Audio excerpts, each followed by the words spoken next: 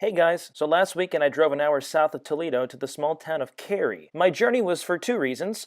There are trains in Carey, not many trains, but there are tracks that trains sometimes use, though I only saw two the entire day. And two, Carey is home to a very large shrine called Our Lady of Consolation. So here's a quick explanation. In 1868, a church was commissioned to be built in the town of Carey under the direction of a priest from the nearby city of Findlay. He encouraged the people of Carey to direct their prayers to Mary under the title of Our Lady of Consolation. Now, this same priest also had a statue of the Our Lady of Consolation constructed at another church 7 miles away in a borough called Frenchtown. On May 24th, 1875, the statue was carried in procession from the church in Frenchtown to Carey. Now here's the cool part. On this day, a severe thunderstorm was passing through the area, but as the procession began, neither the statue nor those people in the procession felt the rain hit them, though they could see it raining around them. Today, the shrine is visited by many people from around the country. As I entered the sanctuary, I was virtually speechless at the sheer size of the building. The intricate paintings on the ceiling reminded me of my old church growing up. Also, these stained glass windows were just so mesmerizing. I had never seen such large windows like that before, and with such tiny little pieces that make them up. I learned from a woman that they had just actually been refurbished less than 5 years ago. The church did have an organ, but I was unable to access it or find anyone who could access it for me. There was even more to see downstairs. Now, for the sake of the privacy of certain individuals and to just respect the whole sacredness of the place, I'm only going to explain what exactly was down there. So to the left of this frame are many relics from various saints. And for those of you who don't know, a relic of a saint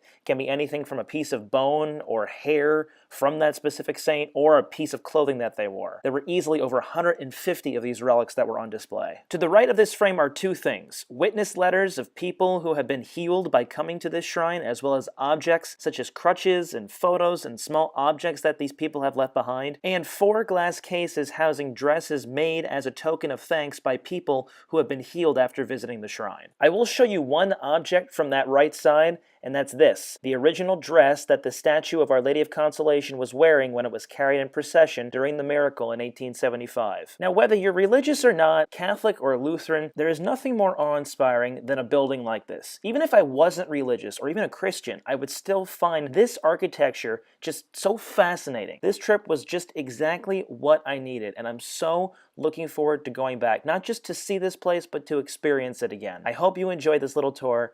God bless, and I'll see you all next week. Oh yeah, there were trains too. I forgot about those.